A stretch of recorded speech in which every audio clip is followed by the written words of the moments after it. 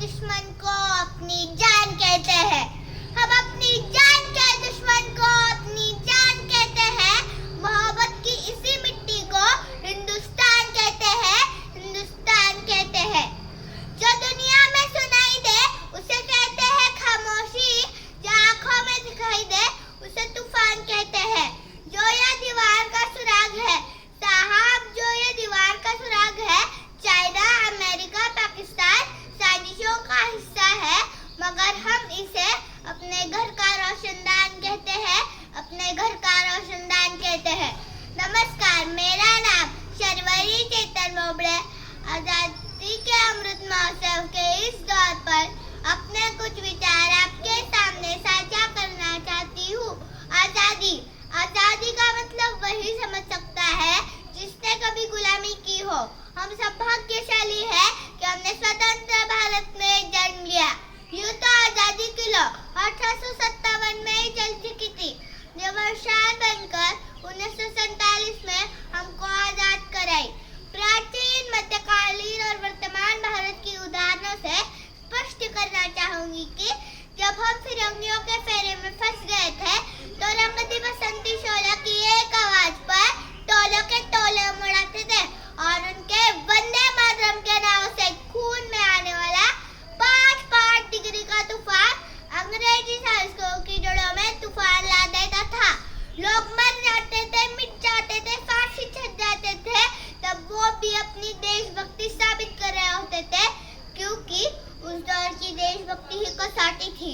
उसके बाद 62, 63 और 71 के युद्धों में अपना सुहाग गंवा देने वाली औरत जब घर के हालात ये हो जाया करते थे कि प्यार भी भरपूर गया, माँ का सिंदूर गया, नन्ही नानी हालों की रंगोटियाँ चली गई, छोटी छोटी बेटियों की चोटियाँ चली गई, बाप की कमाई गई, भाई की पढ़ाई गई। ऐसा एक विस्फोट हुआ, पता ही चला नहीं, पूरे जिस्म की ही कई बोटियाँ चली गई।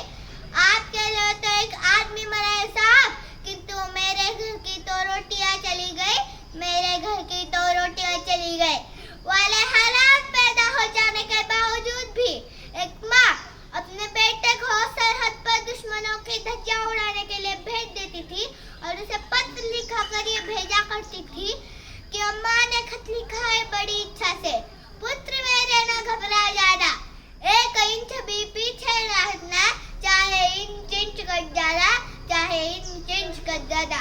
इस तरह पूरे परिवार अपनी देशभक्ति साबित कर रहा होता था। उस वक्त देश बलिदान मांगता था, देश लड़ जाने को कहता था, देश मर जाने को, मिट जाने को, फांसी चढ़ जाने को कहता था, किंतु आज देश लड़ जाने को नहीं कहता, आज देश मर जाने को, मिट जाने को, फांसी चढ़ने को नहीं कहता, बल्कि मेरे विचारों में अगर कोई व्यक्ति अपना काम पूरी मेहनत, पूरी ईमानदारी, पूरी लगन से करे ना, तो वही सबसे बड़ा देशभक्त है।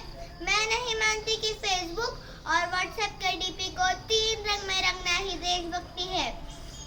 और यदि आप कहेंगे साल में 2 बार हाथ में तिरंगा ले लेना देशभक्ति है, तो मैं पूछना चाहूंगी कि फुटपाथ में रहने वाला वो बच्चा ट्रैफिक की छांव में नंगे पांव में जब तिरंगा बेच रहा होता है, तब क्या आप उसे उसकी देशभक्ति कहेंगे? यह उसकी देशभक्ति नहीं, उसके पेट के भूख की शक्ति है जो उसे ऐसा करने पर मजबूर करती है। क्योंकि ना मस्जिद को जानते हैं, न शिवालयों को जानते हैं, ना मस्जिद को जानते हैं, न शिवालयों को जानते हैं। जो पेट के भूखे होते हैं ना, वो सिर्फ भोजन करने वालों को जानते हैं, वो सिर्फ भोजन करने वालों को जानते हैं।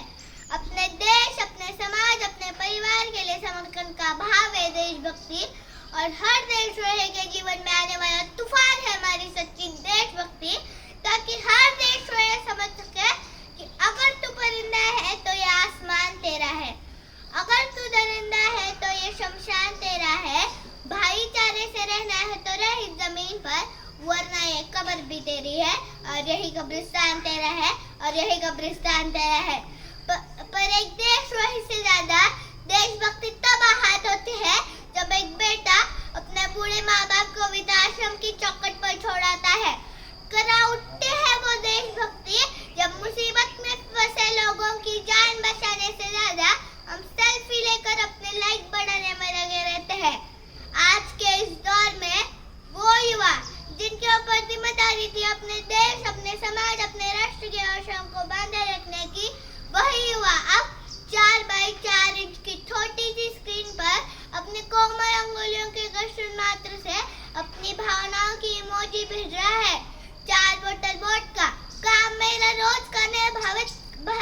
भविष्य तबाह कर देता है।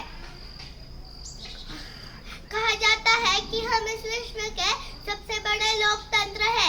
चाहे हिंदू पैदा होते हैं, मुस्लिम पैदा होते हैं, ईसाई भी पैदा होते हैं, पर बदकिस्मती से यहाँ इंसान पैदा नहीं होते। बल्कि मेरे विचारों में न हिंदुओं की जरूरत है न मुसलमान की जरूरत है।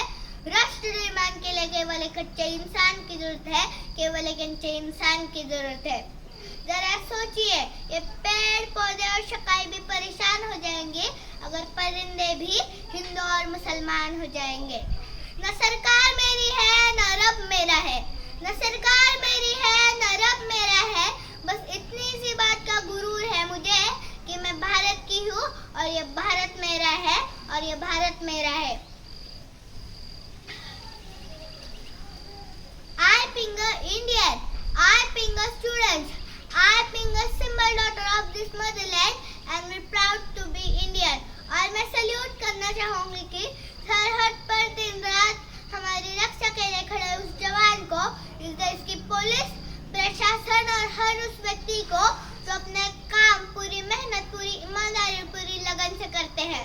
अंत पे बस यही कहना चाहूंगी, मेरा हिंदुस्तान महान था, महान है, महान रहेगा।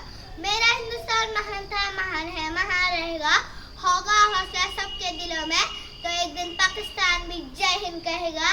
पाकिस्तान क्यों, पूरा विश्व ही जय हिंद कहेगा, क्योंकि सारे जहां से अच्छा हिंदुस्तान हमारा। हम बुलबुलें हैं इसकी, ये गुलिस्तान हमारा, ये गुलिस्तान हमारा। धन्यवाद।